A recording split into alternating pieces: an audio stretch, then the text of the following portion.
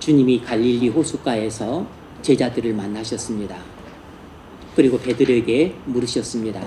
네가 나를 사랑하느냐? 주님이 베드로에게 네가 나를 사랑하느냐고 물으신 것은 베드로의 지은 죄를 용서해 주기 위함이었습니다. 또 뿐만 아니라 한 가지 다른 중요한 목적이 있었는데, 그것은 베드로가 주님을 3번 부인한 적이 있었기 때문에 주님은 베드로가 자기를 사랑하시는 줄을 알고 계셨지만, 그럼에도 불구하고 다시 한번 베드로가 자신을 사랑하는지를 확인할 필요가 있었습니다. 왜 꼭 주님은 베드로의 사랑을 확인해야만 했을까요? 그것은 목회자에 있어서 가장 중요한 자격이 주님을 사랑하느냐 하는 것이었기 때문입니다. 오늘은 주의 일꾼의 자격에 대해 살펴보겠습니다. 오늘 우리가 살펴보고자 하는 가장 핵심적인 내용은 이것입니다. 주의 일꾼의 가장 중요한 자격은 주님을 사랑하는 것이다 라는 것입니다. 주의 일꾼의 가장 중요한 자격은 주님을 사랑하는 것이다. 이것이 오늘 설교 주제입니다.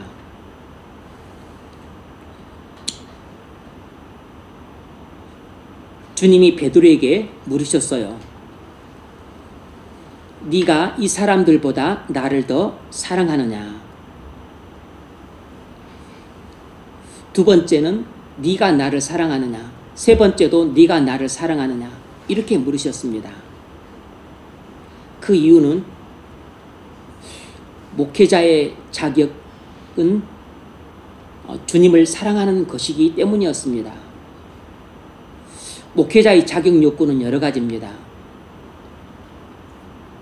리차드 백스터의 선한 목자라는 책이나 찰스 스펄전의 목회자 후보생을 위하여, 또 목회자를 위하여, 이 두 권의 책과 피터 마스터스의 영혼의 의사라는 책들을 종합해 보면 목회자의 자격 요건을 대략 이렇게 요약하고 있습니다. 소명을 받아야 되고, 경건해야 되고, 겸손해야 되고, 성실해야 되고, 그리고 지적 능력이 있어야 되고, 말로 다른 사람들을 또 설득시킬 수 있어야 되고, 신중해야 되고, 사려 깊어야 되고, 예의 바라야 된다. 이러한 요건들을 기술하고 있습니다. 심지어 찰스 스펄전은 목회자의 외모도 언급을 하는데, 다른 사람 눈에 거슬리는 외모가 되면 안 된다. 이런 점까지도 세세하게 기술하고 있어요. 이처럼 목회자의 자격 요건은 여러 가지입니다. 그런데 주님은 사도 베드로에게 다른 말은 전혀 하지 않으시고 오직 한 가지만 물으셨습니다. 네가 나를 사랑하느냐?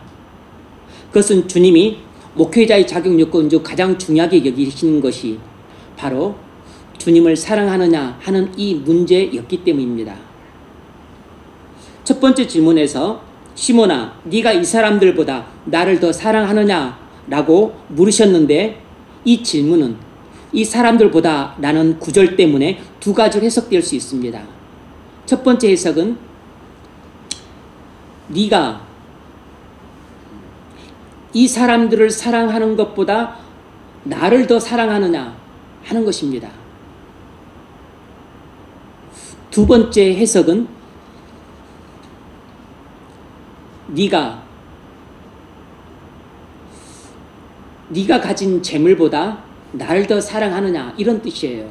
이렇게 두 번째 해석이 되는 이유는 이 사람들보다 라는 구절을 원어상으로는 이것들보다 라고 번역할 수 있는데, 여기서 이것들이란 배와 그물과 그물 속에 잡혀있는 많은 물고기를 지칭하는 겁니다.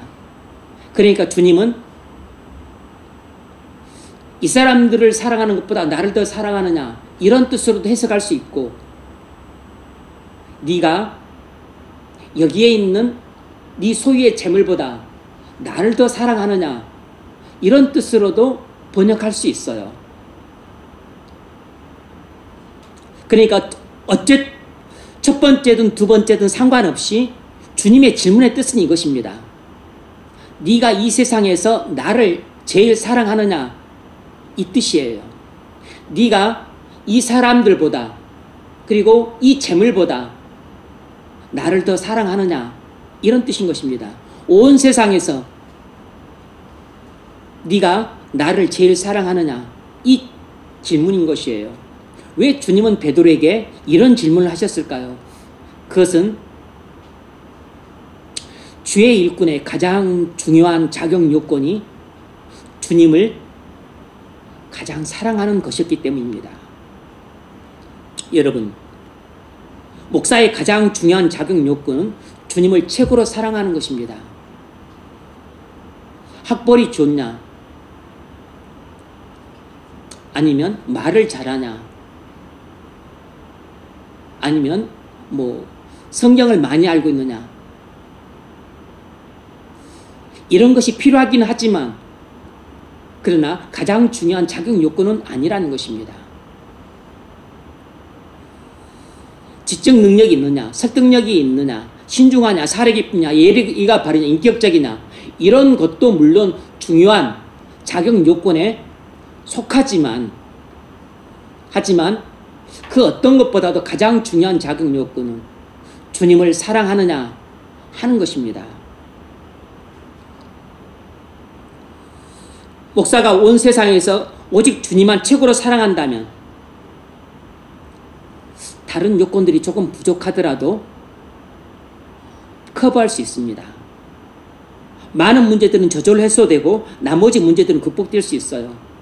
목사가 주님을 사랑하는 마음이 약해질 때 많은 문제가 발생하고 또 발생된 문제들을 해결하기 어렵습니다. 그러므로 여러분은 저를 위해 기도하실 때 제가 주님을 최고로 사랑할 수 있게 해달라고 기도를 하십시오. 제가 주님을 사랑하는 마음이 약해지게 되면 많은 문제들이 발생하고 그 문제들을 해결 못한 무능한 목사가 되고 맙니다. 온 세상에서 오직 주님만 최고로 사랑하게 해달라고 기도를 하십시오.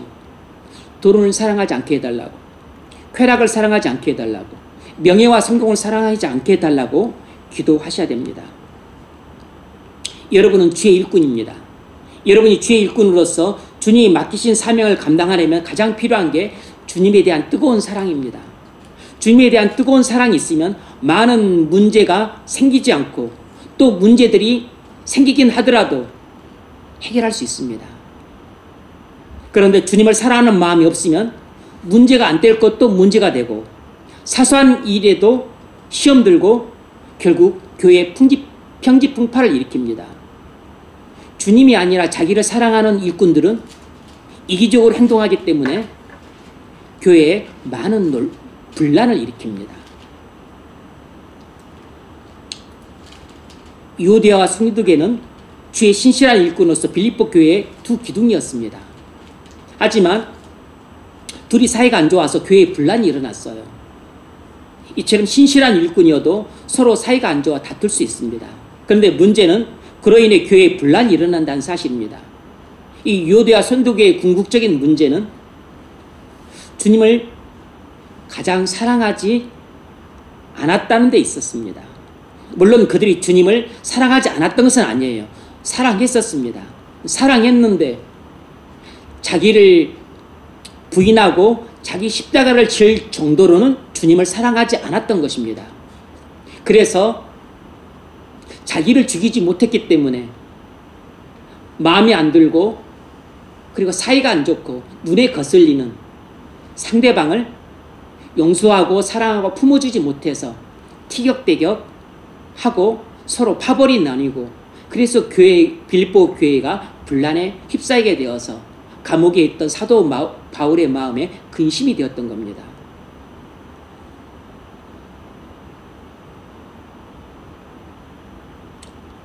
우리가 주의 일꾼으로서 열심히 봉사해도 주님을 사랑하는 마음이 약하면 본인도 시험에 들고 남에게도 시험을 줍니다. 주님을 사랑하는 마음이 차가워지면 자연스럽게 이기적으로 행동하게 되므로 많은 갈등과 긴장을 초래하게 되고 반목을 불러일으키고 그리고 분란을 일으킵니다. 그러므로 여러분, 주의 일꾼으로서 섬기시려면 먼저 자기가 주님을 정말로 사랑하는가를 점검해 보셔야 됩니다. 많은 사람들이 일꾼으로서 교회에서 봉사를 하는데 주님에 대한 사랑이 약해지거나 차가워지거나 아예 없는 경우는 본인도 힘들지만 남도 힘들게 하고 교회도 힘들게 만듭니다. 반면에 주님을 사랑하는 일꾼은 자기를 희생해서 분란을 잠재우고 화합의 길로 이끕니다. 빌레몬이 그랬습니다. 빌레몬은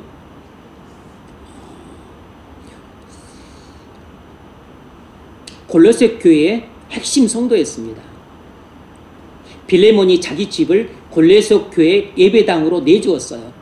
빌레몬의 집을 골로새 교회 예배당으로 쓰고 있었습니다. 그런데 이 빌레몬에게는 오네시모라고 하는 노예가 있었는데 이 오네시모라고 하는 노예가 거액을 훔쳐서 도망을 쳐버렸습니다. 그런데 도망쳤던 오네시모가 바울을 만나 회심을 합니다. 그래서 바울은 그대로 오네시모를 자기 종으로 쓸 수가 없어서 빌레몬에게 편지를 보내고 오네시모를 보내서 빌레몬에게 오네시모의 죄를 용서해주고 형제로 품어주기를 권면합니다. 그 편지가 바로 빌레몬서예요. 빌레몬은 자기를 가르쳤고 자기를 회심시켰던 사도 바울의 그 지도를 받아서 기꺼이 자기 노예였던 오네시모의 그 죄를 용서해주고 그리고 형제 사랑으로 대해줍니다. 그래서 오네시모를 잘 양육을 하게 되는데 그가 나중에 장로로 세움을 받게 돼요. 그래서 그를 보니까 그가 목회자 자질이 있어서 나중에 그를 에베소 교회 목회자로 파송을 하게 됩니다.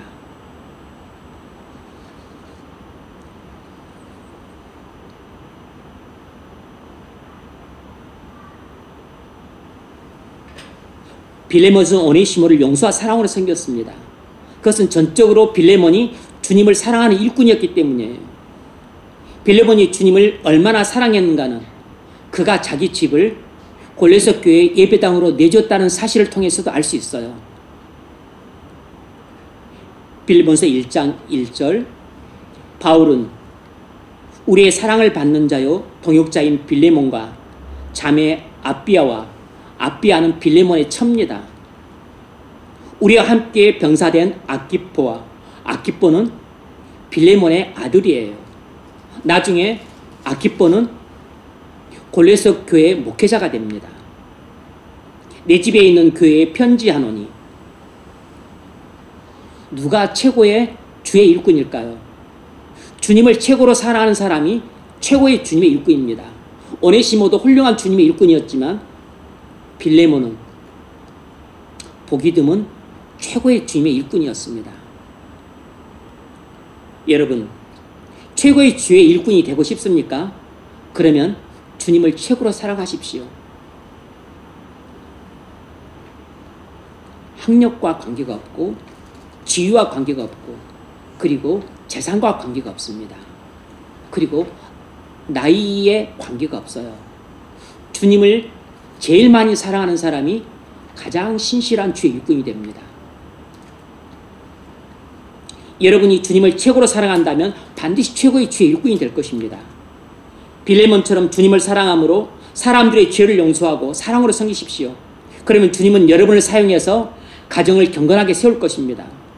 여러분이 주님을 가장 사랑함으로 최고의 주의 일꾼이 된다면 주님은 여러분을 사랑해서 누구도 해내지 못했던 여러분의 직장을 복음화시킬 겁니다. 여러분이 동료에게 전도를 못하고 직장이 복음화되는데 조금의 역할도 감당을 하고 있지 못하다면 그 이유는 여러분이 학벌이 부족하거나 아니면 지위가 낮거나 아니면 다른 능력이 부족해서가 아니고 주님을 사랑하는 그 마음이 현격하게 부족하기 때문입니다. 반드시 여러분이 주님을 사랑하는 일꾼이 된다면 주님은 주님을 사랑하는 여러분을 통해서 주님이 사랑하는 불신 영혼들에게 전도하게 만들고 구원하게 만듭니다. 뿐만 아니라 주님은 여러분을 사랑해서 주님의 몸된 교회를 거룩하게 세워가실 것입니다. 주님은 오네시모뿐만 아니라 무엇보다도 빌레모를 사용해서 골로새 교회를 그리고 에베소 교회를 거룩하게 세워가셨습니다. 주님을 가장 사랑할 때 가장 성령 충만한 사람이 됩니다. 가장 성령 충만한 사람이 될 때 성령께서 여러분에게 가장 강력하게 역사를 하셔서 하나님 나라를 세우십니다. 로마서 14장 17절 하나님의 나라는 먹는 것과 마시는 것이 아니요 오직 성령 안에서 의와 평강과 희락이라. 주님을 가장 사랑하는 사람의 심령 속에는 의와 평강과 희락이 넘칩니다. 이런 사람이 행복한 사람이에요. 의와 평강과 희락이 넘치는 가정이 경건한 가정입니다. 의와 평강과 희락이 넘치는 가정이십니까? 그렇다면 여러분 가정은 경건한 가정입니다. 경건한 가정이 제일 행복한 가정이에요. 의와 평강과 희락이 넘치는 교회가 거룩한 교회입니다. 우리 심령과 가정과 교회에 의와 평강과 희락이 넘칠 때 비로소 의와 평강과 희락이 세상으로 흘러 들어가게 됩니다. 그럴 때 의는 세상에서 불법과 불의를 심판하는 공평과 정의의 모습으로 나타나게 될 것입니다. 하나님은 나라의 통치자가 나라를 공평과 정의로 통치하기를 명하셨어요. 그러므로 근본 시국도 만일 불법과 불의를 저지른 자들이 있다면 하나님은 헌법재판관과 그리고 재판관들을 통해서 헌법과 법률에 따라 엄중하게 심판하기를 명하세요. 잘못이 없다면 그렇다면 심판 받을 필요가 없겠죠. 평강은 이 세상으로 흘러 들어가게 되면 다툼과 분쟁을 그치고 서로 화해하는 평화의 모습으로 나타나게 됩니다. 우리 성도들 안에서 흘러 넘치는 희락이 이 세상 사람들에게로 흘러 들어가게 되면 그 희락은 배고픔과 재해와 전쟁과 질병으로 인해서 당하는 고통과 슬픔과 그리고 눈물이 그쳐지고 함께 웃고 기뻐하는 모습으로 나타나게 됩니다. 만일 이 세상에 공평과 정의가 사라지게 되고 그리고 평화가 없고 다툼만 있고 국론 분열만 있고 그리고 이 세상에 웃고 기뻐하고 함께 즐거워하는 행복이 사라지고 있다면 그것은 무엇을 반영하는 것이냐면 성도들 안에 그리고 성도들의 가정 안에 그리고 교회 안에 신앙이 약해지고 있다는 뜻입니다. 주님에 대한 우리의 사랑이 약해지고 있다는 뜻이에요. 교회의 거룩성이 현격하게 떨어지고 있다는 뜻인 것입니다. 이것이 바로 우리가 주님을 최고로 사랑하는 사람이 되어야 되는 이유입니다. 우리가 주님을 사랑하는 것은 단지 우리 자신과 가정과 교회의 행복으로만 끝나지 않고 우리 직장과 나라에까지 그 사랑이 흘러가서 변화의 물꼬를 트기 때문입니다. 이처럼 우리 안에 주님에 대한 사랑이 넘칠 때 그 사랑이 나를 행복하게 만들고 가정과 직장과 교회도 행복하게 만들고 나아가서 나라도 행복하게 만들어 가는 겁니다. 그것이 세상에서는 행복지수라는 말로도 나타날 수 있어요. 오늘 본문에서 말씀하는 사랑은 자기 희생을 가리킵니다. 전적인 헌신을 가리킨다고 할 수 있어요. 왜 주님은 베드로에게 나를 사랑하느냐고 물으셨을까요? 그것은 목회자가 양들을 돌보는 데 있어서 가장 중요한 것이 양들을 위해서 자기를 희생해야 되기 때문입니다. 전적으로 헌신해야 되기 때문이에요. 그래서 주님은 베드로에게 나를 위해 희생하고 전적으로 헌신할 수 있는지를 3번이나 물었던 겁니다. 주님이 제게도 네가 나를 사랑하냐고 물으시면 저는 주님을 사랑합니다 라고 대답할 것입니다. 그것은 제가 주님을 위해 전적으로 헌신할 것이라고 대답하는 것이고 뿐만 아니라 주님이 제게 맡기신 양떼인 여러분을 위해 희생할 것이라고 대답한 것입니다. 양의 소유자는 주님이에요. 주님은 여러분의 구원을 위해 십자가에서 피 흘려 죽으셨습니다. 그러므로 여러분은 제 양이 아니고 주님의 양입니다.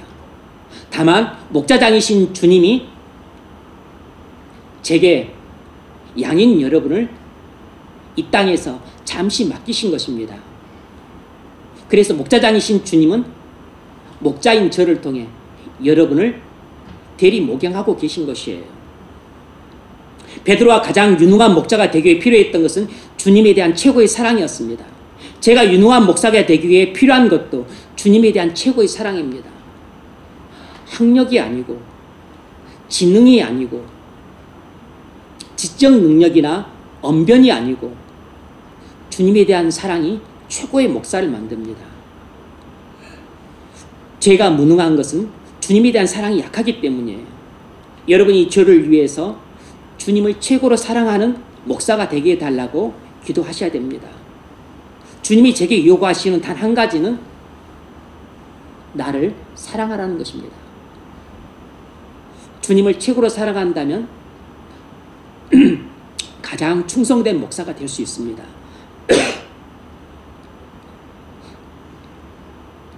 주님이 여러분에게 요구하시는 단 한 가지도 주님에 대한 최고의 사랑입니다. 주님이 여러분에게 부자가 되라고, 높은 지위를 가지라고, 명예를 가지라고, 나를 위해 많이 봉사하고 많이 헌금하라고 요구하시지 않습니다. 주님이 여러분에게 요구하시는 단 한 가지도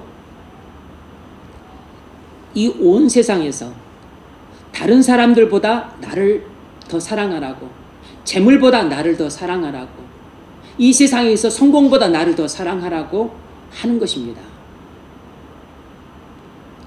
여러분이 유능한 주의 일꾼이 되기 위해 필요한 것도 주님에 대한 최고의 사랑입니다. 우리는 주님을 사랑하는 만큼 주의 일꾼으로서 유능할 수 있습니다. 우리가 무능한 일꾼이라면 그건 주님을 사랑하지 않기 때문입니다. 오늘 본문에서 주님의 관심은 베드로가 주님을 사랑하느냐에 있었습니다. 주님의 관심은 제가 주님을 사랑하느냐에 있어요. 제가 설교를 잘하느냐, 교회를 성장시키느냐 있지 않습니다. 주님을 사랑하냐 하는 것은 목사의 가장 중요한 자격 요건이에요.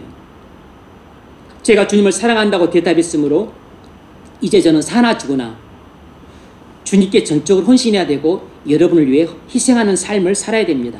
이것이 제가 목사로서 걸어야 될 길이에요.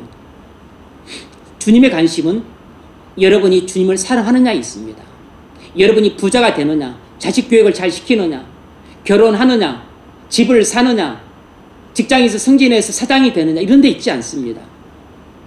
적당히 어느 정도 사랑하느냐를 묻는 게 아니에요. 네 부모보다도 나를 더 사랑하느냐를 묻는 것입니다. 네 자식들보다도 나를 더 사랑하느냐를 묻는 것이에요. 네 남편, 네 아내보다도 나를 더 사랑하느냐를 묻는 것입니다. 네, 그렇습니다. 저는 부모보다도 자식보다도 배우자보다도 그들도 사랑하지만 무엇보다도 주님을 가장 사랑합니다. 이렇게 대답할 수 있는 사람은 복된 사람입니다. 여러분이 진심으로 이렇게 대답하는 사람이 되실 수 있기를 바랍니다. 우리가 주님을 사랑하면 꼭 자기를 희생하는 삶을 살아야 됩니까? 그렇습니다.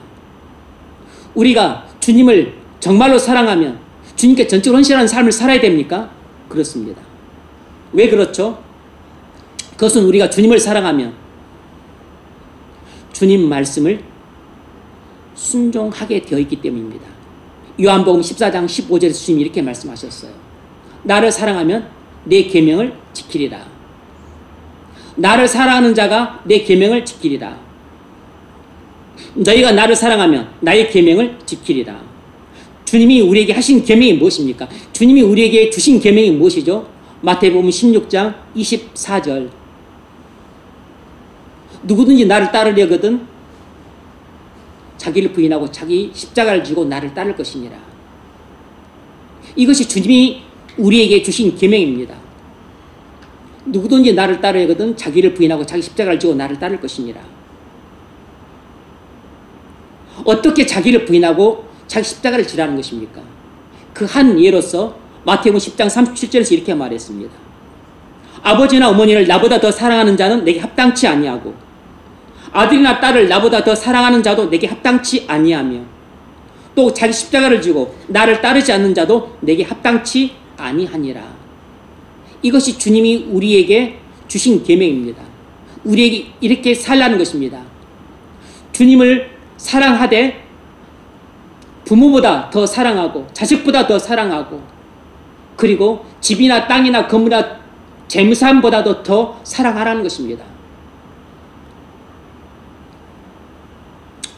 미국에서 사용하시는 하용론 목사님이라는 분이 계십니다. 그분이 목사 되기 전에 타마스라는 회사를 경영하고 있었어요. 그때 당시 나이가 34살이었는데 아내가 있었고 3살, 4살 배기 딸 둘이 있었습니다. 그런데 이분이 심장이 나빠서 심장 이식 수술을 해야 되는 상황이었습니다. 그런데 마침 딱 맞는 심장이 구해졌어요. 가족들이 얼마나 기뻐했는지 모릅니다. 의사도 너무 기뻐하면서 말했습니다. 이런 심장 아무나 얻는 게 아닙니다.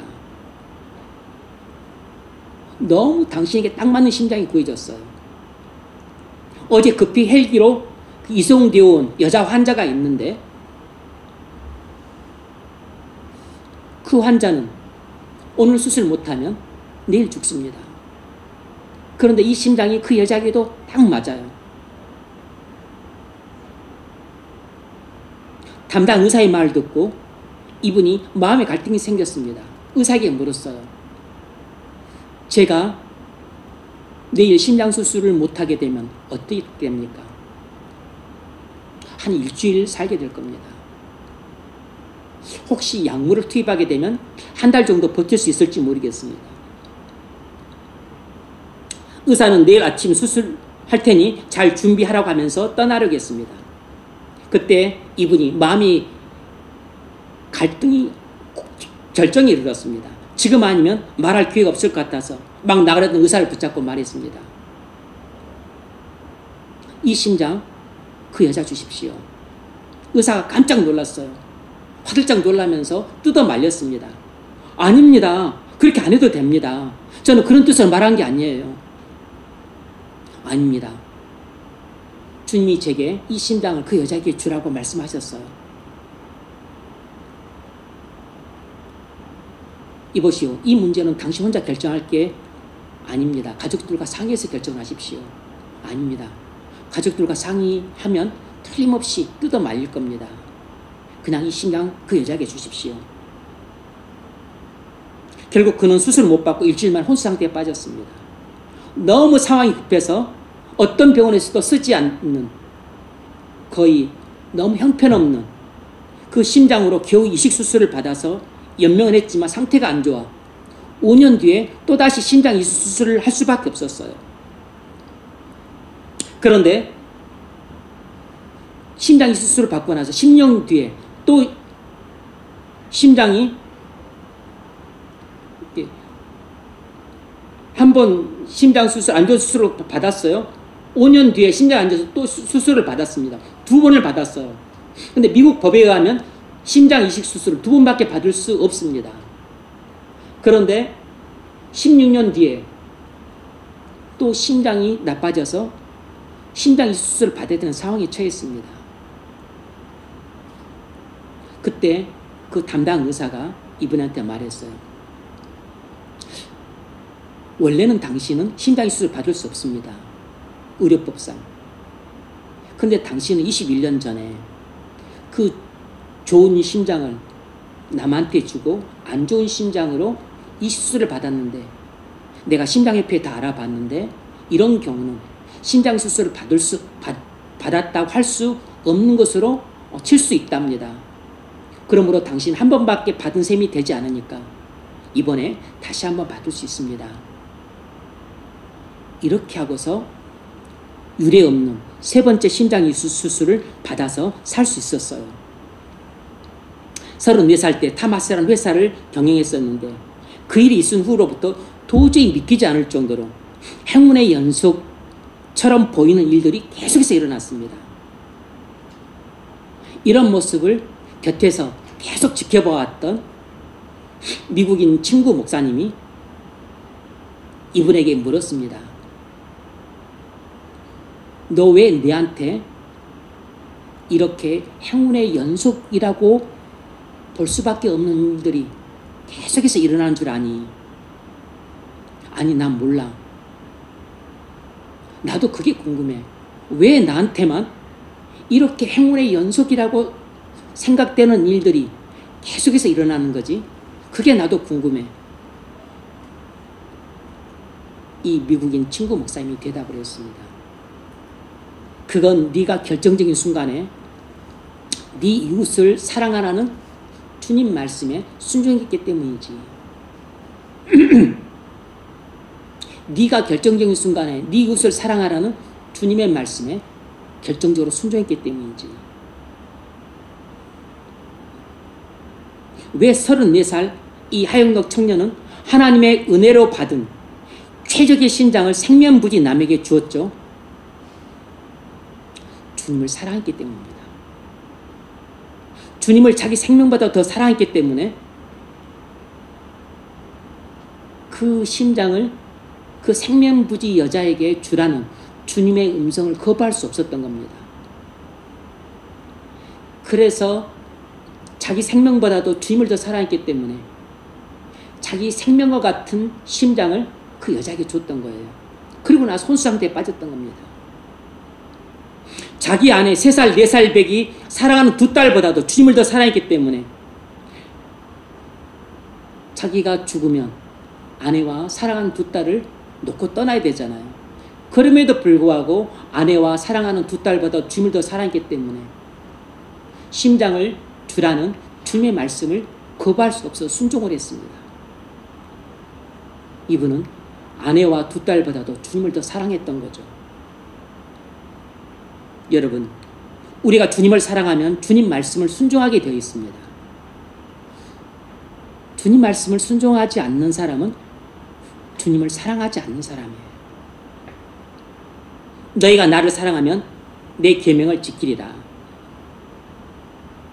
요한복음 14장 21절 나의 계명을 가지고 지키는 자라 나를 사랑하는 자니 나를 사랑하는 자는 내 아버지께 사랑을 받을 것이요 나도 그를 사랑하여 그에게 나를 나타내리라.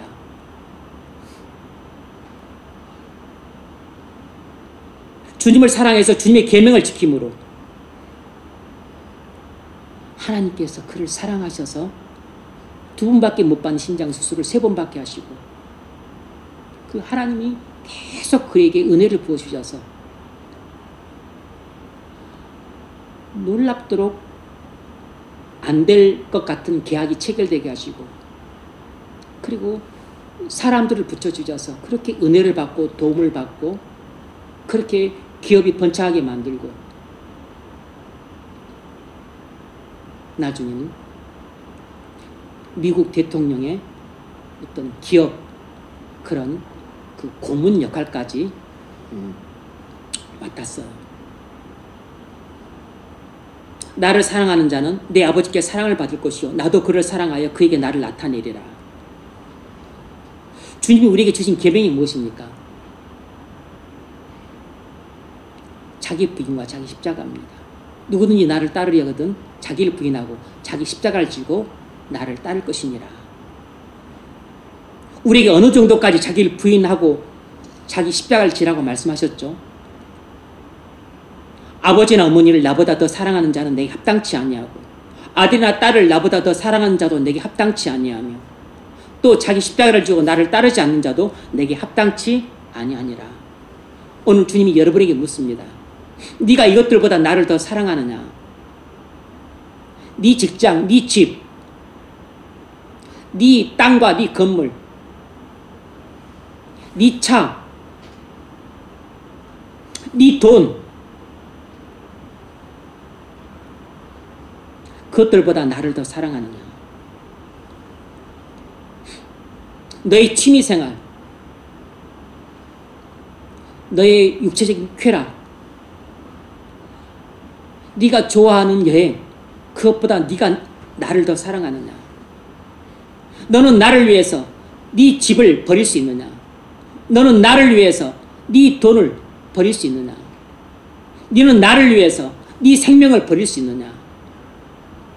너는 나를 위해서 네 즐거움을 버릴 수 있느냐? 오늘 주님이 여러분에게 이걸 묻고 계십니다. 뭐라고 대답하시겠어요? 아니요, 주님. 저는 주님을 사랑하긴 한데 제 생명을 버릴 만큼은 사랑하지 못하겠습니다. 제 집을 버리고 제 땅과 건물을 포기할 정도로는 주님을 사랑하지 못하겠습니다. 제 쾌락을 버리기는 어렵겠습니다.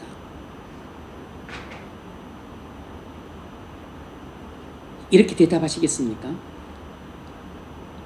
앞으로도 이렇게 살 마음은 없습니다. 이렇게 대답하시겠어요? 이렇게 대답하는 사람 없기를 바랍니다. 주님 그렇습니다. 제가 온 세상에서 주님을 가장 사랑합니다. 그래서 주님이 버리라고 말씀하시면 제가 그렇게 좋아하는 쾌락을 버리겠습니다. 제 하나밖에 없는 생명도 버리겠습니다. 제가 피땀 흘려 번 돈도 버리겠습니다. 집도 버리겠습니다. 제가 그렇게 소중하게 여기는 직장도 버려가시면 버리겠습니다. 제가 이렇게 할 수 있을지 장담할 수 없지만 정말로 이런 사람이 되고 싶습니다. 주님이 이끌어 주시면 주님을 가장 사랑하는 사람이 되어서 주님이 말씀하신 대로 꼭 순종하고 싶습니다. 그래서 주님을 기쁘시게 하는 사람이 되고 싶습니다. 여러분 이렇게 대답을 하고 싶으세요? 이렇게 여러분이 대답하고 싶으시다면 마음속으로 꼭 아멘으로 화답하시기 바랍니다. 아멘으로 마음속으로 꼭 아멘으로 화답하십시오. 그러면 지금 당장 이루어지는 사람도 있을 것이고 10년 뒤에 이루어지는 사람도 있을 것입니다. 주님은 온 세상에서 우리를 최고로 사랑하십니다. 다른 모든 피조물보다 더 사랑하시고 천군 선사들보다 더 사랑하세요. 그 증거는 십자가 보일입니다. 주님은 여러분을 위해 피를 흘리셨지 천군 천사들 위해 피를 흘리지 않았습니다. 주님은 다른 피조물 속에 들어가지 않으시고 오직 여러분 속에만 들어가셔서 여러분과 연합하시고 그리고 여러분 안에 동거하고 계십니다. 얼마나 사랑하면 여러분 안에 들어가셔서 여러분과 연합하셔서 한 몸이 되시고 동거를 하시겠어요? 이보다 다른 주님의 사랑은 없습니다. 부모가 여러분을 사랑한다고 해서 여러분 속에 들어가서 여러분과 연합합니까? 그러지 않습니다.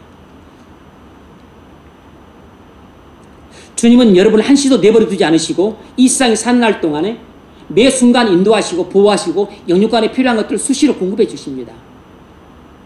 천군 천사도 이런 사랑 못 받습니다. 여러분은 천국에서 주님과 함께 영원히 왕노하게 될 것입니다.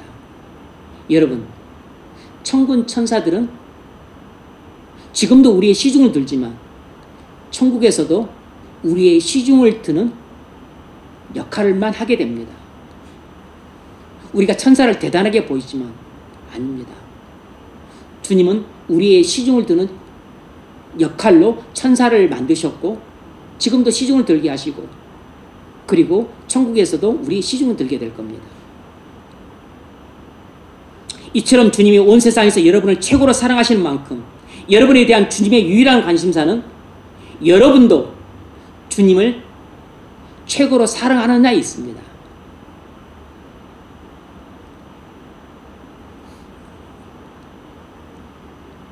여러분이 주님께 기도하느냐, 성경에 읽느냐, 봉사하느냐, 전도하느냐 이런 세세한 것에 관심이 있다기보다는 정말로 나를 사랑해서 성경을 읽느냐, 나를 사랑하기 때문에 주님 앞에 무릎을 꿇고 기도를 하느냐, 주님을 사랑하는 마음 주체할 수 없어서 감사를 드리고 찬송을 부리고 전도를 하느냐, 이걸 보시는 것입니다. 우리 행위 속에 담겨있는 마음의 진정한 사랑을 보시는 것이에요. 주님의 일꾼의 가장 중요한 자격은 주님을 정말로 사랑하는 데 있습니다. 주님이 그래서 여러분에게 지금 묻는 것입니다. 네가 나를 사랑하느냐? 네가 이 사람들보다 나를 더 사랑하느냐? 네가 돈보다 나를 더 사랑하느냐? 네가 네 목숨보다 나를 더 사랑하느냐? 네가 쾌락보다 나를 더 사랑하느냐? 이것을 주님이 지금 우리에게 묻고 계신 것입니다. 주님이 베드로에게 물으셨던 것도 이 질문이에요. 주님의 음성을 이제 들으셨습니까? 그렇다면 대답을 하십시오. 뭐라고 대답을 하시겠습니까?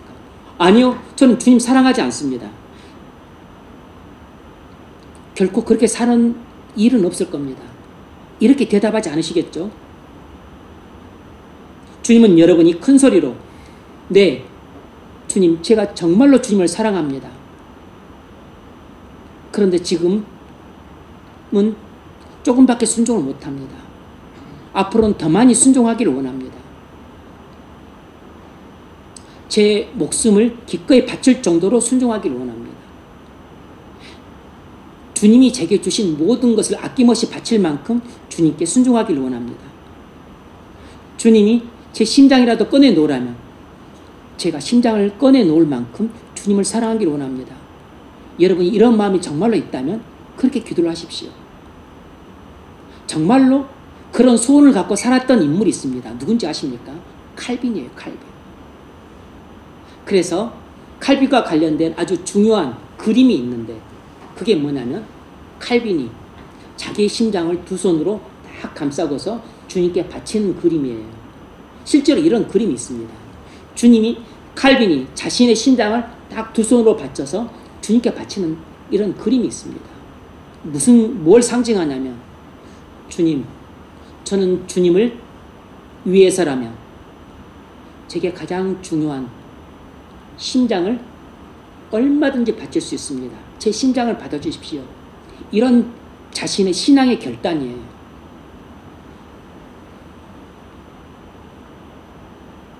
여러분이 이렇게 대답하셨다면 앞으로 주님께 전적으로 헌신하는 삶을 사십시오. 주님이 여러분에게 붙여주신 사람들을 위해서 자기를 희생하는 삶을 사십시오. 시간도 바치고 물질도 바치고 밥도 사고 그가 도와달라고 부탁하면 거절하지 말고 도와주십시오. 우리가 주님을 사랑하면 꼭 희생하는 삶을 살아야 됩니까? 그렇습니다. 우리가 주님을 사랑하면 꼭 주님께 전적으로 헌신하는 삶을 살아야 됩니까? 그렇습니다. 왜 그렇죠?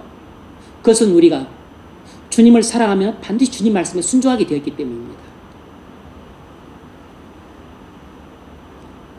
너희가 나를 사랑하면 나의 계명을 지키리라. 나를 사랑하는 나의 계명을 가지고 지키는 자라야 나를 사랑하는 자니 나를 사랑하는 자는 내 아버지께 사랑을 받을 것이요 내가 그에게 나를 나타내리라. 주님이 여러분에게 주신 계명이 무엇입니까? 자기를 부인하고 자기 십자가를 지라는 것입니다. 어디까지 자기를 부인해야 되죠? 부모보다도 주님을 더 사랑할 만큼, 자식보다도 주님을 더 사랑하는 만큼, 내 목숨보다도 주님을 더 사랑하는 만큼 자기를 부인해야 됩니다. 아버지나 어머니를 나보다 더 사랑한 자 내게 합당치 아니하고, 아들이나 딸을 나보다 더 사랑하는 것도 자도 내게 합당치 아니하고, 또 자기 십자가를 지고 나를 따르지 않는 자도 내게 합당치 아니하니라. 주님이 왜 우리에게 네가 나를 사랑하느냐고 3번 물으시는지 이해가 되시죠? 주님이 베드로에게 왜 3번 물으셨는지 이해가 되시죠? 주님이 오늘 우리에게도 네가 나를 사랑하느냐고 3번을 물으십니다.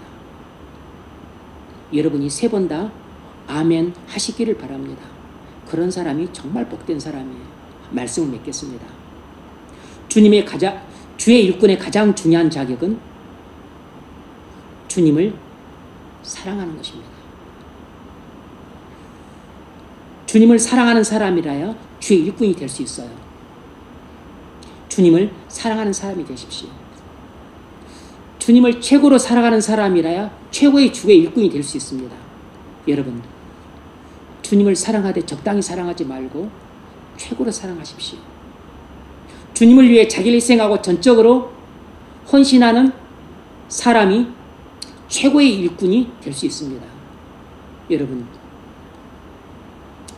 자기를 희생하고 주님을 위해 전적으로 희생하는 사람이 되십시오. 그래서 주의 최고의 일꾼이 되셔서 가정을 세우고 직장을 세우고 그리고 나라를 세우고 교회와 하나님 나라를 세우는 그런 최고의 일꾼이 되시기를 주의 이름으로 축원합니다.